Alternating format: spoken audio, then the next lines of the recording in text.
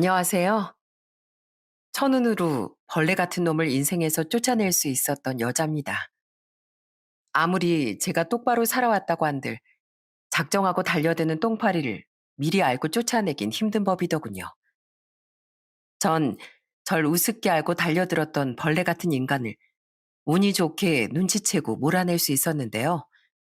저와 같은 피해를 여러분께선 미연에 방지하셨으면 하는 마음에 이렇게 사연을 보내게 됐습니다. 부디 귀 기울여 끝까지 들어주시길 바랍니다. 그럼 제 이야기를 시작해 볼게요.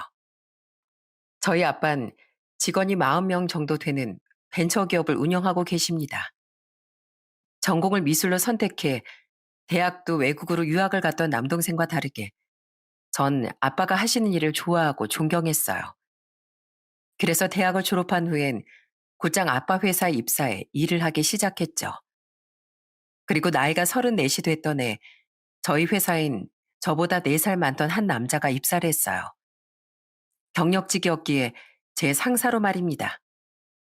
들어보니 그 남잔 대학도 서울대 출신에 전 직장도 저희 회사보다 훨씬 큰 회사를 다녔었더라고요. 전 직장에서 사내 평판도 좋고 제품 개발도 잘하던 사람이었다는데 왜 우리 회사로 이직을 원하냐고 물으니 면접을 보던 그 남잔 아빠에게 이렇게 대답했었다네요. 이 회사에 얼마나 비전이 많은진 업계에서 알만한 사람은 다 압니다. 저도 이 회사와 함께 더 큰 꿈을 펼쳐보고 싶어서 제 평생 직장이 되었으면 하는 마음에 지원하게 되었어요. 절 뽑아주시면 절대 실망시키지 않는 인재가 될 자신이 있습니다. 회사에 대한 애사심까지 있는 그 남자를 아빤 굉장히 마음에 들어하며 뽑으셨다고 합니다. 저도 옆에서 지켜보니 대인관계도 원만하고 일도 잘하는 정말 인재더라고요. 그 사람이 바로 제 사연의 주인공인 남편이었죠. 입사한 지 4개월 뒤에 어느 날 남편은 제게 조금은 신기한 말투로 이러더군요. 효진 씨, 대표님 따님이었다면서? 처음에 몰랐는데 사람들한테 들어서 알게 됐어. 근데 그동안 왜 나한테 말을 안 해줬어? 난 그것도 모르고 효진 씨한테 이런 부탁 저런 부탁 다 하면서 신나게 부려먹었는데. 에이, 제가 대표님 딸이어도 변하는 건 없으니까 편하게 대해주세요. 정말이지? 나 그럼 그 말만 믿고 더 편하게 효진 씨 부려먹는다? 아니, 아니지. 그랬다가 나 큰일 나면 누가 책임지겠어. 앞으로 눈치껏 잘 모시겠습니다. 말은 그렇게 했지만 제가 아빠 딸이라는 걸 안 뒤에도 절 대하는 남편의 태도는 변함이 없었어요. 제가 실수하거나 잘못하면 여전히 따끔하게 혼도 내고 업무 지시도 확실했죠. 그렇게 오랫동안 지켜본 남편은 보면 볼수록 괜찮은 사람이었어요. 리더십이 있어 사람들도 잘 따르고 인성도 바른 데다 물론 일도 잘하는 멋진 사람이었죠. 그런 사람이 입사한 지 2년 뒤 제가 좋다고 고백했을 때 내심 좋기도 했지만 깜짝 놀라기도 했어요. 평소 남편은 절 다른 직원들과 굉장히 똑같이 대했었거든요. 남편은 제게 쑥스러워하며 이렇게 말했죠. 대표님 딸이라고 거들먹거리지 않고 오히려 남들보다 2배, 3배로 노력하는 효진 씨 모습이 너무 멋져 보였어. 게다가 건물 미화원 분들이나 경비원 아저씨께들 꼬박꼬박 인사하고 더 상냥하게 대하는 모습에 반했었어. 티를 안 내려고 최선을 다하긴 했지만 말이야. 게다가 남편은 제가 혹시 자신을 속물이라고 오해할까봐 걱정했는지 이런 말도 덧붙이더군요. 혹시 효진 씨가 대표님 딸이라서 의도적으로 접근하는 거라곤 절대 오해하지 말아줘. 난 그렇게 시커먼 속을 잘 포장할 정도로 약은 사람도 아니고 그럴 능력도 없거든. 남편은 제게 사실 자긴 공부와 일에만 빠져 사느라 평생 연애도 딱 2번밖에 못 해봤다고 말하더군요. 그것도 자신이 먼저 누굴 많이 좋아한 적은 없어 고백을 받고 사귄 후에도 그렇게 오래 만남을 지속하지 못했었다고 해요. 효진 씨는 그런 내가 처음으로 먼저 오래도록 짝사랑하게 된 사람이야. 그래서 어쩔 줄을 모르고 더 숨기려고만 하다가 이러다 효진 씨를 놓칠지도 모른다는 생각에 용기 낸 거야. 가뜩이나 호감을 갖고 있던 사람의 솔직한 고백에 마음이 열려 저는 남편과 연애를 시작하게 됐습니다. 얼마 뒤 제게 연애 사실을 전해들은 아빤 굉장히 좋아하셨어요. 그리곤 벌써부터 은근하게 제 결혼을 바라시기까지 했죠. 물론 회사에서 남편에게 티는 안 내셨지만 아빤 남편이 정말 마음에 드셨던 거예요. 또 당시 저희 부모님은 슬슬 자식들의 결혼을 걱정하고 계시기도 했어요. 여전히 해외에 주로 머물며 미술 관련 일을 하고 있던 동생도 부모님과 함께 살고 있던 저도 결혼 생각이 없어 보였으니까요. 그랬으니 제가 좋은 사람을 만나고 있는 걸 알고 큰 기대에 부푸셨던 거죠. 효진아, 어차피 내 끝사랑은 너로 정해놨는데 우리 결혼은 언제 할까? 너 나랑 나중에 꼭 결혼할 거지? 이대로 쭉 오빠랑 만난다면 그렇게 되지 않을까? 왜 오빠 결혼하고 싶어? 당연히 하고 싶지. 난 애도 빨리 낳고 싶단 말이야. 너 닮았으면 아들이든 딸이든 얼마나 예쁘고 사랑스럽겠어. 기왕 결혼할 거 우리 좀 서둘러서 빨리 살림 합쳐버릴까? 뭐? 벌써? 글쎄 그건 너무 이른 것 같아. 그런데 연애한 지 반년쯤 뒤부터 남편도 제게 결혼 이야기를 하기 시작하더군요. 너무 이른 감이 있어 이 사람이 대체 왜 이렇게 서두르나 싶었는데 남편은 자신의 나이도 있으니 이젠 안정을 찾고 싶다고 하더라고요. 더 늦기 전에 아이도 갖고 싶다면서요. 하긴 생각해보면 제 나이가 36이고 남편의 나이가 40이었으니 그런 생각이 들만도 하다고 생각은 했어요. 하지만 역시나 너무 이르다고 생각돼 저는 남편의 청혼을 미루고 미뤘습니다. 그러던 어느 날 아빠가 또 은근하게 제게 결혼 이야기를 물으시더군요. 그때 전 솔직하게 말씀드렸어요. 남편은 결혼을 하고 싶어 하는데 너무 때이른 결정이 아닐까 싶어 걱정이 된다고요. 그러자 아빤 크게 기뻐하며 박수까지 치시더라고요. 역시 그 친구 일할 때도 추진력이 장난 아니더니 마음에 쏙 드는지만 하는구나. 너도 홍규 군이랑 결혼 생각이 있다며? 그럼 뭐가 문제야? 난 그 친구라면 전에도 말했듯 아주 대찬성이다. 사람이 능력 좋지, 인성 좋지. 뭐가 부족하니? 그 친구 인간성이야. 나도 잘 알고 있는데. 너도 나이가 있는데 애 생각이 있으면 어차피 하면 그 친구랑 할 결혼 좀 일찍 당겨서 해도 상관없지 않겠어? 어른이 이렇게까지 말하시니 저도 마음이 움직였습니다. 결국 전 약간 더 고민한 뒤 청혼을 승낙했어요. 그러자 남편은 환호성까지 지르며 저를 와락 끌어안더라고요. 고마워 효진아. 앞으로 나만 믿어. 내가 너 세상에서 제일 행복한 여자로 만들어줄게. 하늘, 땅, 별, 땅 다 걸고 약속할게. 너무 기쁘다며 눈물까지 고이는 남편을 보니 제가 참 사랑받고 있구나 하는 생각이 들어 가슴이 벅찼습니다. 이후 저희 부모님은 정식으로 인사온 남편을 보며 얼굴에서 웃음이 사라질 줄을 모르셨어요. 아빤 벌써부터 자네가 열심히 하면 우리 회사는 자네랑 우리 효진이한테 물려줄 테니까 열심히 해봐. 이제 자네 뒤엔 장인인 내가 항상 든든하게 버티고 있다는 거 잊지 말고. 하고 기대감에 부푼 말씀까지 하시더라고요. 남편은 당황한 표정으로 두 손을 내저으며 민망해했지만은요. 아닙니다, 대표님. 회사를 저에게 물려주시다뇨. 전 그냥 항상 효진 일 잘 도와주는 역할로도 충분히 만족합니다. 사람 참 욕심도 없긴. 그러니까 더 마음에 들어. 그리고 회사에서만 대표님이라고 부르고 사석에선 장인어른이라고 부르게. 정없게 대표님이 뭔가. 자, 여기 술 한잔 받게. 이런 좋은 날엔 좋은 술이 함께 해야지. 집에 갈 때 내가 대리 불러줄게. 아빤 저와 남편의 결혼이 정말 기쁘셨나 보더라고요. 아빤 필요한 건 뭐든 말만 하라며 나중엔 우리의 신혼집도 브랜드 아파트로 떡하니 마련해 주시고 혼수까지 전부 해주시더라고요. 너무 감사할 따름이었죠. 남편이 저희 집에 인사 온 뒤 전 같은 서울에 있던 시댁에도 인사를 드리러 갔습니다. 당시 시모는 한 빌라 2층 집에서 남편과 둘이 살고 계셨고 남편의 두 여동생과 막내인 남동생은 이미 결혼해서 분가한 상태였어요. 그랬으니 제가 인사를 갔을 때 시댁은 엄청나게 북적거렸죠.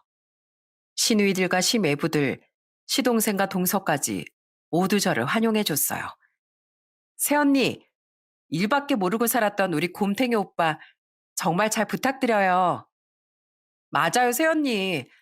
우린 다들 언제 오빠가 결혼하나 목이 빠져라 기다렸다니까요. 형수님, 저희 집사람이 장담하는데요. 저희 어머닌 며느리 시집살이 시키고 그런 시어머니랑 거리가 아주 먼 분이에요. 그러니까 아무런 부담 갖지 않으셔도 돼요. 저희 가족이 되신 걸 환영합니다.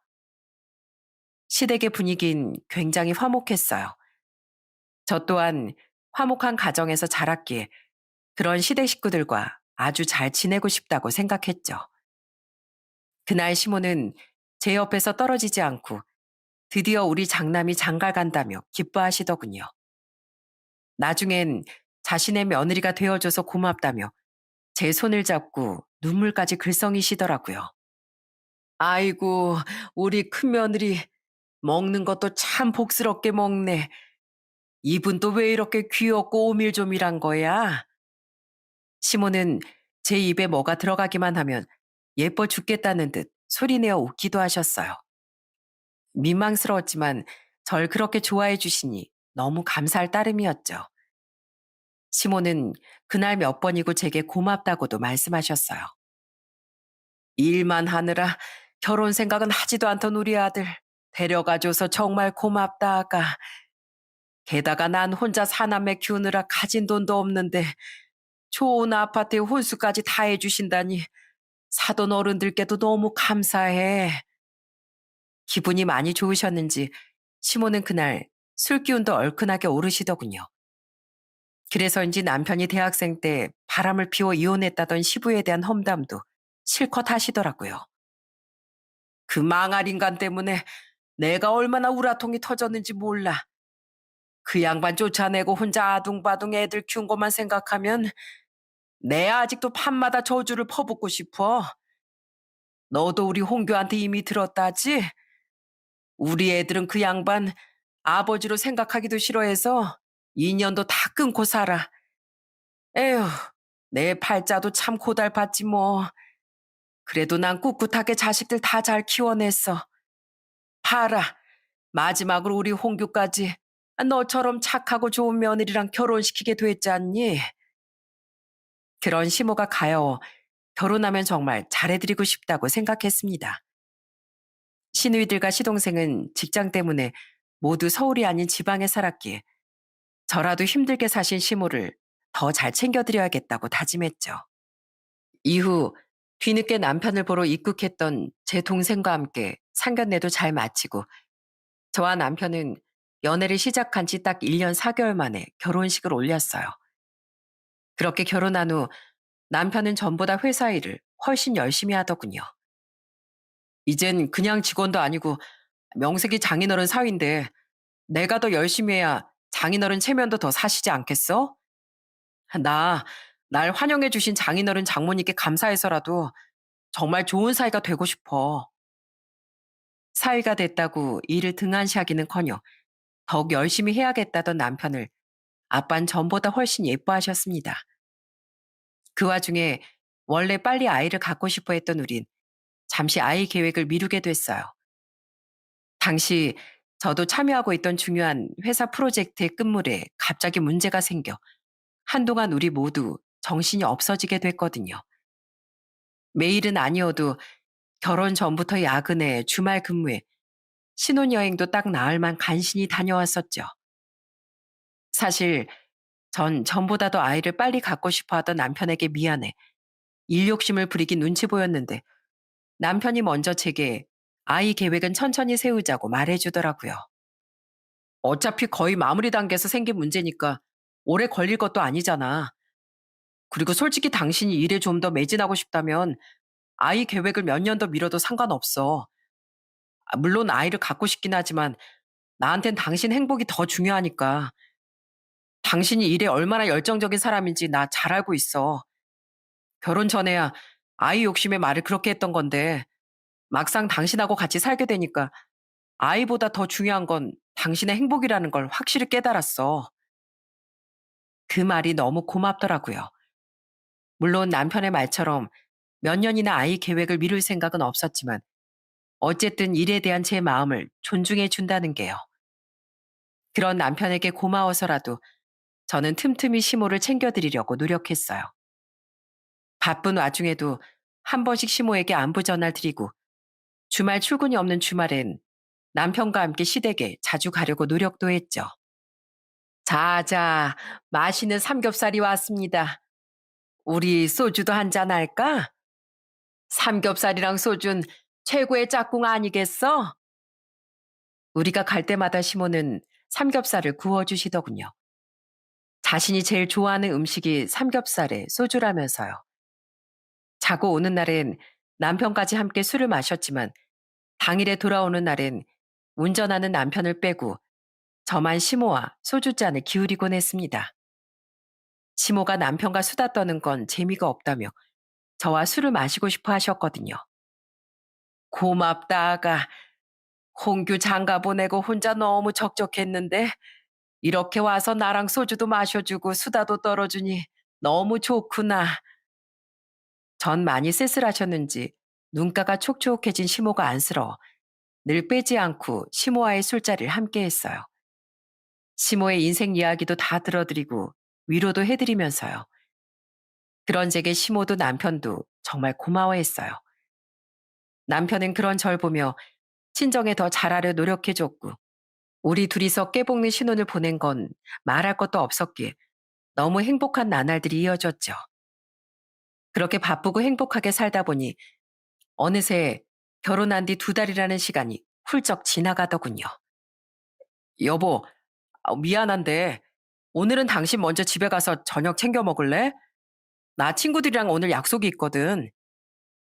그날은 한여름의 어느 금요일이었는데 저는 남편과 따로 퇴근을 하게 됐습니다.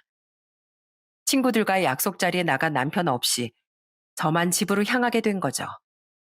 그렇게 혼자 퇴근길에 올랐는데 문득 시모 생각이 나더라고요.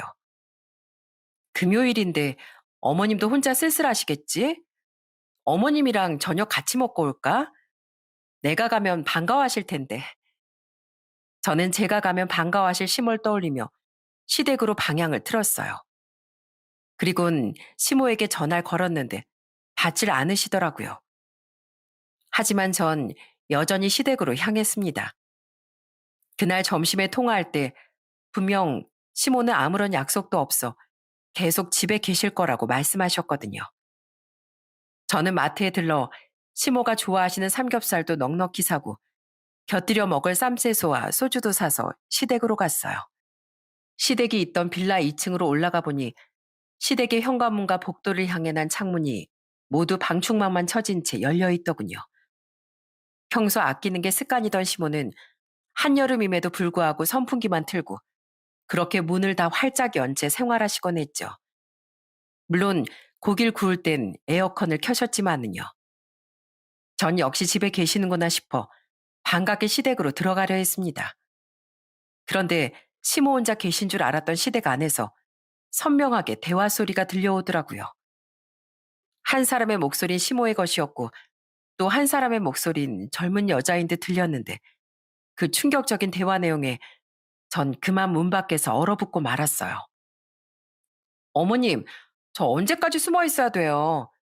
저 너무 답답하고 마음도 힘들어요. 아유, 그냥 좀 있어 봐라. 요즘 사람들 혼인신고 늦게 하는 추세라면서 아직 홍규랑 며느리 혼인신고도 안 했다잖아. 며느리라뇨?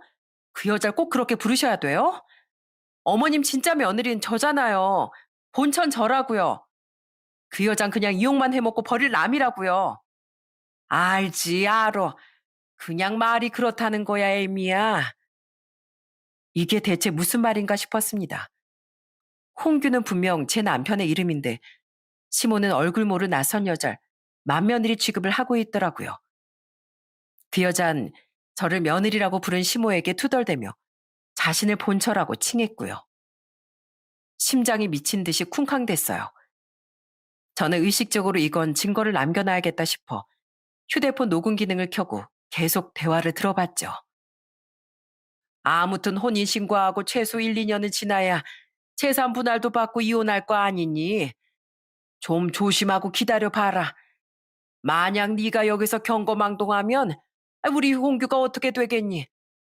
돈도 한 푼 못 받고 쫓겨날 거 아니냐? 홍규가 대충 알아보기만 한 그 집 재산이 얼만 줄이나 알아? 우린 꿈도 못 꿀 정도로 어마어마하대. 그 정도 돈을 조금이라도 뜯어먹으려면 그만한 인내와 노력이 필요한 법이야. 진짜 애 아빠 저한테 돌아오는 거 맞아요? 저 이런 식으로 입막음하다가 나중엔 저랑 우리 딸 그냥 버려버리고 그 여자랑 평생 사는 거 아니에요? 예, 너 우리 홍규 못 믿니? 우리 홍규 너한테 돌아가려고 효진이 걔랑 임신도 이 핑계 저 핑계 대면서 미루고 있대. 앞으로도 그럴 거고. 애가 짜는 핑계로 결혼 서두른 애가 임신을 피하려니 얼마나 난감하겠어. 그래도 다 널 위해서 우리 홍규가 애쓰고 있는 거 아니야. 너랑 우리 손녀 위해서 빨리 한몫 뜯으려고 결혼도 서두른 거잖아. 너 며칠 전에도 효진이 걔 몰래 홍규 만났었다며? 그럼 홍규도 충분히 너 이해시켰을 거 아니야. 우리 애가 불쌍해서 그러죠. 돈도 없고 혼자 미혼모로 애 키우기 힘들어서 애 아빠한테 다시 돌아왔던 건데 애를 언제까지 또 아빠 없이 둬야 돼요. 저번에 애 아플 때 혼자 병원에 데려갔을 때도 얼마나 미안하고 서러웠다고요. 우리 딸 벌써 4살이에요. 들을수록 환장할 노릇이더군요. 대체 그동안 여자도 몇 번 못 만나봤다는 사람이 본처는 뭐고 애는 또 뭐란 말입니까? 확실했던 건 저들의 말에 의하면 제가 저 인간들에게 이용당하고 있었다는 거예요. 남편은 본처라는 저 여자와 그 여자와의 사이에서 낳은 딸 때문에 저와 결혼했다 이혼한 뒤 재산을 뜯어먹으려고 했다는 거죠. 이제야 갑자기 왜 남편이 결혼을 그렇게 서둘렀는지도 깨달으며 그렇게 하나씩 상황을 이해하고 나니 정말 손이 부들부들 떨렸어요. 그 와중에도 시모와 그 여자의 경악할 대화는 이어졌습니다. 우리 홍규가 효진이 걔랑 이혼하고 앞으로 너랑 애 데리고 살려면 돈이 있어야 할 거 아니야, 돈이. 어차피 조금만 기다리면 평생 떵떵거리면서 살 수 있는데 지금 이렇게 인내심 없게 굴 거야? 그냥 좀 참고 앞으로도 홍규를 몰래 한 번씩 만나면 되잖아. 근데 애는 사부인께 맡기고 왔어? 네, 답답해서 시골에 계신 엄마한테 한 일주일만 봐달라고 했어요. 엄마도 자꾸 보채세요. 언제까지 이렇게 윤서방을 기다려줘야 되는 거냐고요. 조금만 참어, 조금만. 짧겐 한 1년, 길게는 한 3, 4년이면 되겠지. 홍규가 어떻게든 너랑 애 생활빈 꼬박꼬박 보내줄 테니까 걱정하지 말고. 앞으로 답답하다고 우리 집에 이렇게 불쑥불쑥 찾아오지도 마라. 효진이 걔 뭐 엄청난 효부랍시고 자꾸 우리 집에 오려고 한단 말이야. 뭐 그럴 리는 없겠지만 연락도 없이 불쑥 오기라도 하면 이건 완전히 대참사야. 그 여자는 아직 아무런 눈치도 못 챘어요? 전혀. 애가 야무지고 똑똑하긴 한데 이런 쪽으로는 완전 맹탕인 것 같아. 아무것도 모르고 나한테 어머님 어머님 하는데 정말 우습다니까. 걔가 아무리 잘해봤자 나한테 맏며느린 주인 너뿐이야. 그럼 저 어머니만 믿고 기다립니다. 저 꼭 다시 제자리로 돌려놔 준다고 약속하시는 거예요? 전 어머님이랑 이렇게 평생 사이좋게 살고 싶단 말이에요. 그럼 당연하지. 넌 나만 믿으면 돼. 거기까지 듣는데 더 이상 못 참겠다 싶었습니다. 너무 부하가 치밀어서요. 저는 현관문 방충망을 뜯어내다시피 한 뒤 신발도 벗지 않고 시댁에 달려들어가 소리쳤어요. 그 우스운 사람 여기 왔네요. 지금 이게 다 무슨 말이에요? 이게 다 무슨 소리냐고요? 어? 아가, 네가 어떻게 지금 여기에? 어? 결혼 사진에서 그 여자잖아. 어머님 어떡해요? 우리 완전 딱 걸린 거 아니에요? 시모와 그 여잔 저를 보며 경악을 했습니다. 그 여잔 결혼 사진을 통해 봤는지 제 얼굴을 알고 있더라고요. 저는 소스라치게 놀란 그들을 향해 계속 소리를 질렀어요. 저 밖에서 다 들었어요. 이게 대체 다 무슨 소리예요? 저 여자가 본처라고요? 윤홍규 그 인간 대체 뭐예요? 뭔데 저랑 결혼한 지 2달밖에 안 된 인간이 숨겨둔 본처에 4살 된 딸까지 있어요? 그게? 아이고, 이거 완전히 야단 났구나. 그 여잔 아무 말도 못하고 눈알만 굴리고 있고, 시모는 당황해서 어쩔 줄을 모르고만 있더라고요.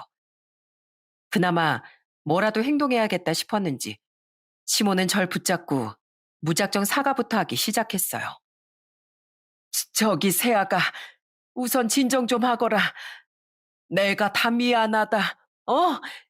이걸 대체 어떻게 해야 하나? 왜 아무 말을 못 하세요? 이미 저 밖에서 들을 건 다 들었거든요? 본처가 저 여자고 딸도 있고 저랑은 돈 때문에 결혼했다는 것도요. 그러니까 이게 어떻게 된 상황인지 당장 저한테 다 설명하라고요. 아휴, 나도 모르겠다.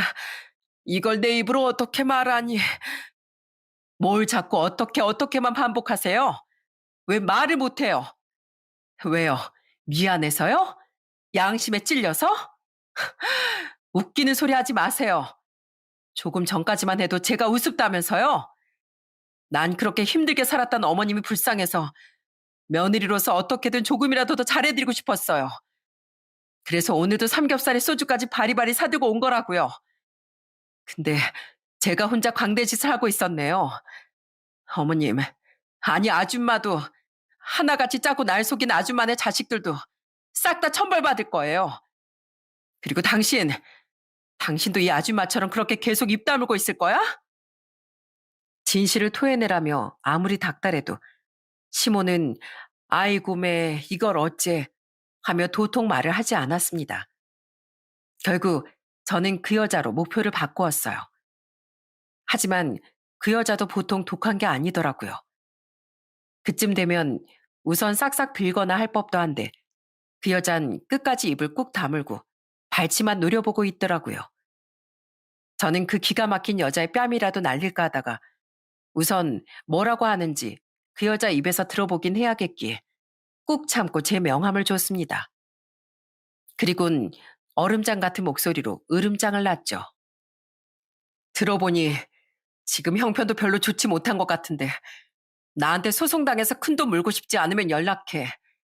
나 지금 정신적으로 크게 충격받아서 당장이라도 위자료 소송 걸고 싶으니까 그거 안 무서우면 끝까지 입 다물고 버텨보던가. 그리곤 열려있던 현관문을 발로 뻥 차서 닫으며 그 집을 나와버렸습니다. 뒤에서 시모가 아가하고 부르는 소리가 들렸지만 대꾸할 가치조차 느껴지지 않았죠. 그렇게 집으로 돌아오는 길에 전 남편에게 전화해 당장 집으로 튀어오라고 소리쳤어요. 친구들과 만나고 있던 남편은 어리둥절해하며 무슨 일이냐고 묻더군요. 당신 엄마한테 전화해서 물어봐. 저는 이렇게 고함을 지른 뒤 전화를 뚝 끊어버렸습니다. 그 뒤 남편은 30분도 안 되어 집으로 달려왔더라고요. 시모에게 모든 이야기를 들었는지 얼굴이 새파랗게 질려서요. 그리곤 집에 오자마자 제 앞에 무릎을 꿇고 싹싹 빌기 시작했죠. 그러면서 한다는 변명이 자기는 억울하다고 하대요, 글쎄. 여보, 내가 무조건 잘못했어. 이혼 사실 숨긴 거 내가 100번도 더 잘못한 거 맞아. 근데 내 말도 좀 들어줘. 나도 다 억울한 사정이 있어. 내가 이혼한 건 사실인데 나도 어떻게 보면 피해자라니까? 뭐? 이 상황에 당신이 피해자라고? 진짜야. 그 여자 의부증이 엄청 심한 여자였어. 맨날 말도 안 되는 망상으로 나 괴롭히고 의심해서 나 정말 사는 게 아니었어. 그래서 이혼도 했던 거야. 근데 왜 나한테 이혼 사실을 숨겼어? 처음부터 그게 잘못된 거잖아. 미안해. 근데 당신이 너무 좋은데 내가 이혼했다고 말하면 날 만나주지도 않을 것 같아서 숨겼어. 나중에 말하려고 해도 차마 입이 안 떨어지더라. 그리고 그 여자애 내 애도 아니야. 이혼하고 그 여자가 애를 낳았다는 시기가 애초에 말이 안 됐다니까? 그 여자 애가 3살 때 대뜸 그 애가 내 애라면서 찾아왔거든. 자기랑 그 애를 책임지라면서 말이야. 근데 나 무서워서 그 여자를 바로 못 떼어낸 거야. 뭐? 그걸 나한테 믿으라고? 진짜라니까. 그 여자 이혼하고 나서도 나 포기 못하고 얼마나 집착했는지 알아? 그래서 회사도 옮긴 건데 지금 회사는 또 어떻게 알아내서 찾아왔더라고. 그래도 내가 안 받아주니까 나중에 누구 애인지도 모를 애를 내 애라면서 책임지라는데 자기랑 애 책임 안 지면 당신한테 이혼 사실을 다 폭로해버린다고까지 겁박했어. 내가 당신이랑 만나고 있는 거 알고. 그러니까 그 여잔 나한테 돈을 뜯으러 왔던 거야. 물론 그 애 내 애가 아니라고 생각했지만 난 당신이 내가 이혼한 사실을 알아버릴까 봐 무서워서 우선 그 여자를 받아주는 척 했던 거야. 우리 어머니랑 동생들도 다 같이. 말 꺼내면 그 여자가 길길이 날뛰니까 친정 확인도 제대로 못하고 한 번씩 당신 몰래 만나서 계속 어르고 달래기도 했던 거고. 여보, 이혼 사실 숨긴 건 정말 미안해. 근데 나 정말 억울해. 남편은 진짜 억울하기라도 한 듯 엉엉 울기까지 했습니다. 하지만 그 말을 곧이곧대로 믿자니 너무 의심스러웠고 무엇보다 처음부터 절 속였다는 것 자체가 용납이 안 됐어요. 남편의 말이 사실이라고 해도 그냥 모든 게 전부 다 실망스럽기 짝이 없었죠. 전 울고불고 빌던 남편을 노려보며 단호히 말했습니다. 그래도 이건 엄연히 사기 결혼인 거 몰라? 이래서 요즘에 결혼할 때 서류란 서류는 먼저 다 떼봐야 한다고 하는 거구나. 나랑 부모님은 당신을 철석같이 믿었는데 당신은 완전히 그런 우리를 바보로 만든 거야. 여보, 나 부르지도 마. 이 결혼은 애초에 무효야. 진실을 속이고 시작한 결혼이 언제까지 지속될 줄 알았어? 이 집, 그리고 이 집에 있는 모든 건 다 우리 아빠가 해주신 거 알지? 그러니까 당신 옷까지만 싸들고 당장 여기서 나가. 안 나가면 경찰 부를 줄 알아, 이 사기꾼아. 여보, 제발 한 번만 용서해줘. 어? 나도 피해자라니까. 남편은 제 이혼, 아니 이혼도 아니죠. 이별 통보를 받아들이지 못하고 제 다리에까지 매달렸습니다. 저는 그런 남편을 매몰차게 뿌리치곤 방에서 남편의 옷을 죄다 들고 나와 현관 밖으로 던져버렸어요. 그리곤 마지막으로 남편까지 쫓아내버린 뒤 현관문에 잠금장치란 잠금장치는 다 잠가버렸죠. 밖에서 한참 동안 문을 두들기던 남편은 제가 거짓말로 여보세요? 거기 경찰서죠? 하고 문에 대고 소리치자 그제야 엉엉 울며 사라져 버리더군요. 거의 뜬 눈으로 울기도 하고 분통도 터뜨리며 밤을 새운 전 다음날 곧장 친정으로 가서 부모님께 이 모든 사실을 말씀드렸습니다. 부모님은 당연히 경악을 하셨어요. 미안하다 효진아.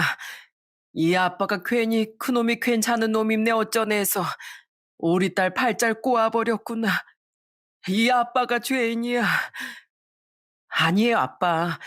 선택은 제가 한 거니까 제 탓이죠. 이런 속상한 꼴 보여드려서 정말 죄송해요. 부모님은 절 끌어안고 위로하며 눈물 지으셨어요. 그리곤 이내 아빤 어마어마하게 극대노를 하셨죠. 아빤 곧장 그놈에게 전화해 온갖 쌍욕이란 욕은 다 퍼부으셨습니다. 그걸로도 분이 전혀 풀리지 않으셨는지 아빤 토요일인데도 불구하고 당장 회사로 달려가 그놈의 책상을 손수 다 빼버린 뒤 집으로 돌아오기도 하셨죠. 그 후 저는 집으로 돌아가지 않고 충격을 달래려 친정에서 머물렀어요. 그리고 그놈은 제가 전화를 받지 않자 문자까지 보내며 계속 싹싹 빌더라고요. 여보, 제발 전화 좀 받아줘. 나한테 한 번만 기회를 주면 앞으로는 악마 같은 그 여자 싹 정리하고 평생 당신 앞에서 납작 엎드려 살게. 평생 당신 종처럼 살게. 물론 전 그 와닿지도 않는 문자를 전부 무시했습니다. 그리고 이틀 뒤 이번엔 그 여자가 제게 전화를 걸었더라고요. 모르는 번호로 전화가 걸려오기에 설마 그 여자인가 싶었더니 정말이었죠. 소송이 무서웠던 건지 이제 와서 제게 모든 진실을 말해주겠다기에 저는 마음을 굳게 먹고 약속 장소로 나가봤어요. 아무래도 미심쩍은 남편의 이야기를 고지고대로 믿기보단 양쪽의 얘기를 들어보는 게 맞다 싶어서요. 그리고 역시나 나가서 들어보니 남편과 그 여자의 말은 완전히 극과 극을 달리더군요. 그 인간 3년쯤 전에 효진 씨 아버님 회사로 이직했다죠? 전 그 바로 전해에 그 인간하고 이혼했어요.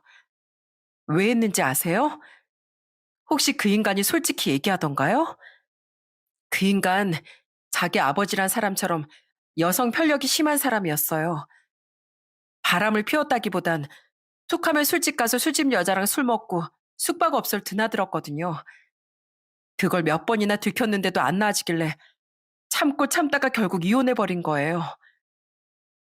그 여자가 꺼낸 이혼 사유마저 남편에게 들었던 것과는 전혀 딴판이었습니다.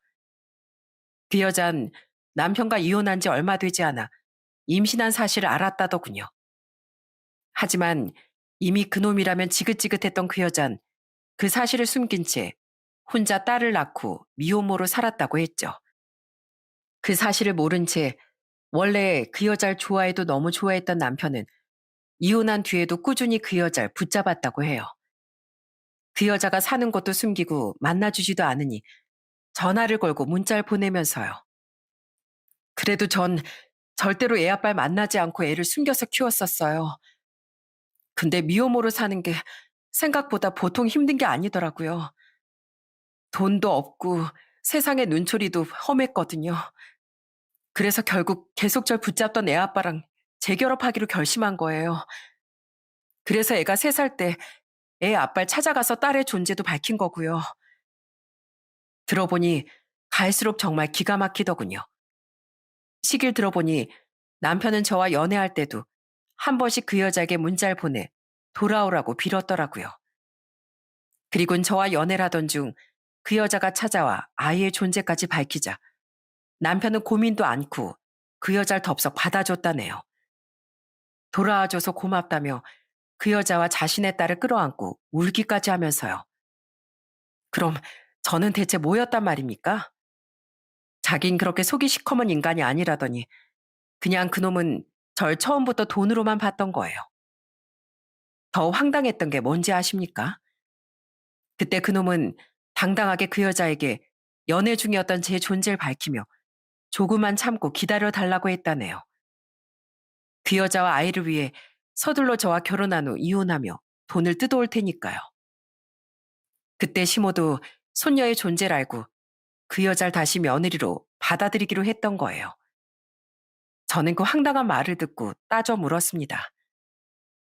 나란 존재를 알았는데도 그 인간이랑 재결합하기로 했었다고? 그럼 그 인간들하고 짜고 날 기만한 거네. 당신 말에 의하면 당신도 엄연한 공범이 맞는 거네. 사람을 속이고 기만하는 인간들은 사람으로도 보이지 않던 저였기에 저는 그 여자에게 처음부터 끝까지 반말을 했습니다. 하지만 그 여잔 자신에게 불리했던 그 상황에 그런 건 신경 쓰이지도 않는다는 듯 눈물을 뚝뚝 흘리며 사과만 하더라고요. 죄송해요. 저도 이러면 안 된다는 걸 알고는 있었는데 정말 너무 힘들었어요. 애랑 둘이 하도 힘들게 살았다 보니까 돈에 눈이 돌아갔어요. 그쪽은 집도 잘 살고 혼자 애 낳고 키워본 적도 없으니까 내가 얼마나 힘들었는지 모를 거예요. 그걸 지금 변명이라고 해? 힘들다고 다 용서되면 세상에 법은 왜 있어? 그럼 난 대체 왜 찾아온 거야? 그땐 그렇게 입국 다물고만 있더니 내가 진짜 소송 걸까봐 무서워서 이제라도 고해성사러 온 거야? 맞아요. 지금도 돈이 없어서 힘든데 만약 제가 소송당했는데 애 아빠가 모른 척하면 어쩌나 싶어서 그냥 양심 고백하러 온 거예요.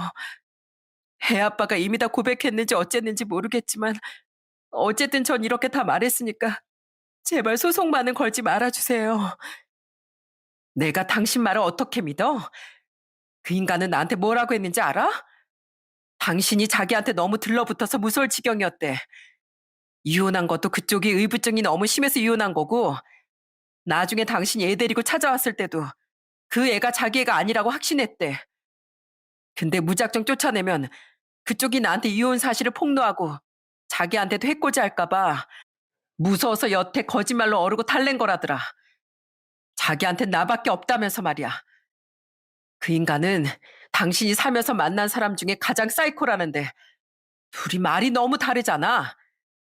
그 인간 오늘 아침까지도 나한테 당신의 악마라고 말하면서 제발 용서해달라고 싹싹 빌던 인간이야. 네? 의부증이요? 진짜로 그 인간이 그랬다고요? 그렇게 돌아와달라고 매달린 건 자기면서 그걸 전부 저한테 덮어 씌웠단 말이에요? 절대 아니에요. 저한테 증거도 전부 다 있다고요. 저는 그 여자에게 그 여자와 너무 상반됐던 남편의 말을 전부 전해주었습니다. 그러자 그 여잔 엄청나게 충격받은 표정으로 기가 막힌 듯 입을 떡 벌리더군요. 그리고선 이혼 후 그놈이 그 여자에게 매달렸던 수많은 문자들, 저와 연애 중일 때, 그리고 저와 결혼하고 나서도 조금만 기다려달라.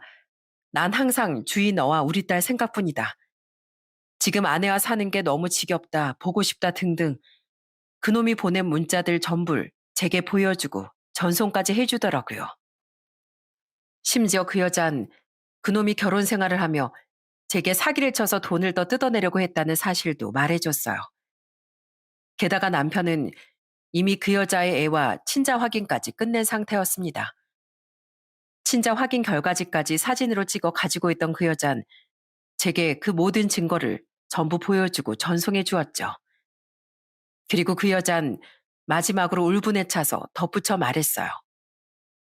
애 아빠, 오늘 아침에도 저한테 전화해서 이런 말을 했어요.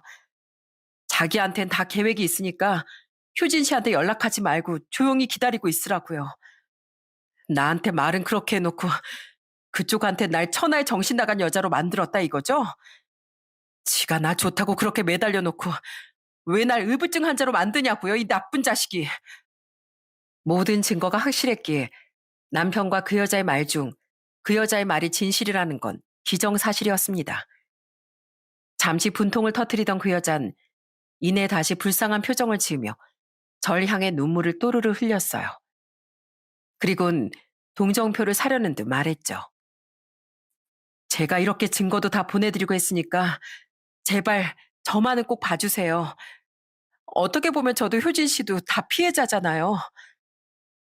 하지만 전 눈물을 흘리고 말은 그렇게 해도 깊은 눈빛은 여전히 싸늘했던 그 여자의 본심을 금방 알 수 있었어요. 그 여잔 자신만 혼자 상황을 모면하기 위해 그냥 악어의 눈물을 흘렸던 거예요. 그냥 그 여자와 남편은 우선 자기만 살겠다고 서로를 헐뜯으며 제 앞에서 거짓 용서를 빌었던 거죠.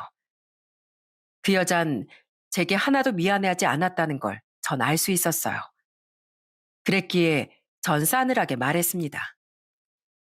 내가 따로 조사도 좀 해보고 당신을 용서해 줄지 말지 생각도 좀 해볼게. 생각할수록 괘씸해서. 효진 씨, 그 입에 내 이름 올리지도 말아줄래?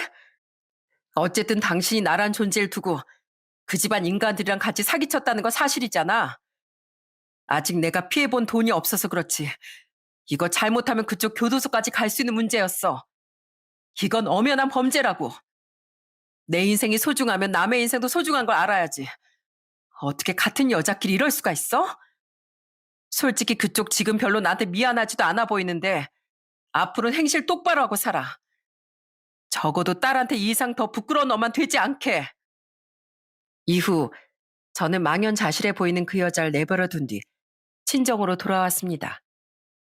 그리고 결국 전 그 여자를 용서하지 않았어요. 시모와 그 여자가 나눴던 모욕적인 대화들이 자꾸만 제 머릿속을 맴돌아 도저히 용서가 되지 않았거든요. 그래서 전 남편에게뿐 아니라 그 여자에게도 위자료 소송을 걸어버렸죠. 그 여잔 피해자 코스프레를 하고 있었지만 전혀 피해자가 아니었으니까요. 소송을 준비하며 안 사실인데 혼인신고를 안 했어도 사실혼 관계였다는 사실을 증명하면 상간녀 소송을 걸 수 있더라고요. 한편 저는 그 사건 이후 아빠의 권유로 한동안 회사를 쉬었습니다. 가봐야 직원들이 수군거릴 텐데 지금 상황에 네가 그게 감당이 되겠니? 어차피 프로젝트도 거의 다 마무리됐었고 너무 큰 충격에 일이 손에 잡히지도 않을 것 같더라고요. 그리고 회사에 나올 생각도 하지 말라는 아빠의 으름장에 며칠간 모습을 드러내지 않던 남편은 기어코 회사로 찾아가 아빠 앞에 무릎을 꿇고 싹싹 빌었나 보더군요. 진짜 진실을 듣고 완전히 분노가 폭발한 아빠가 앞으로 이 업계엔 발도 못 들이게 하겠다고 엄포를 놓으셨더니 평생 쌓아온 자기 경력만은 수포로 돌아가지 않게 해달라고 빌러온 거죠. 괘씸한 놈, 어디 감히 직간 놈이 용서를 받으려 들어. 뭐? 살려달라고? 어림도 없지. 하지만 아빤 용서는커녕 무릎 꿇고 빌던 그놈을 일으켜 귓밥망이를 날려버리셨다고 합니다.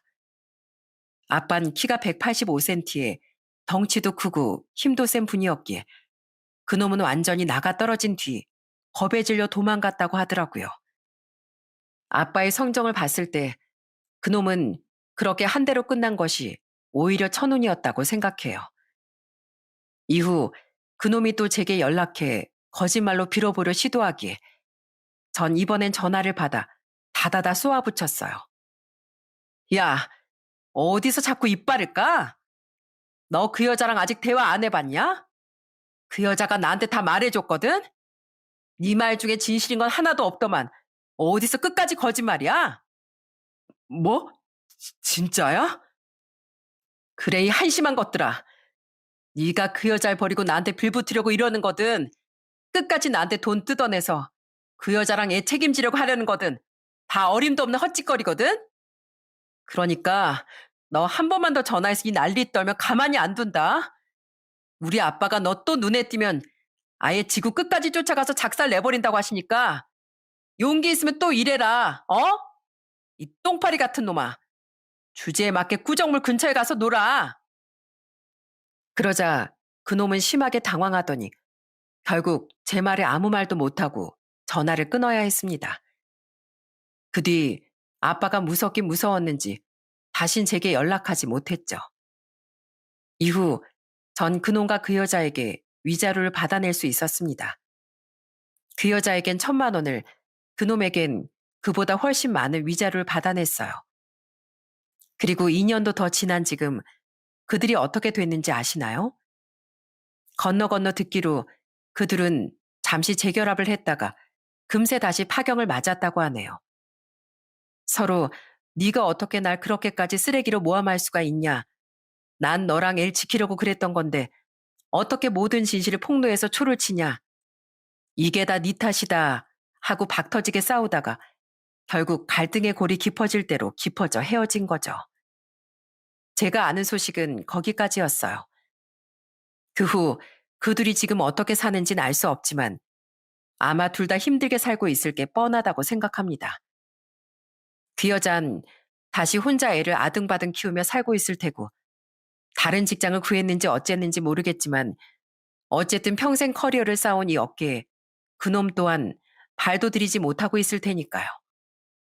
반면 전 그 두 연놈이 보면 배가 아플 정도로 지금은 아픔을 잘 이겨내고 아주 잘 살고 있습니다.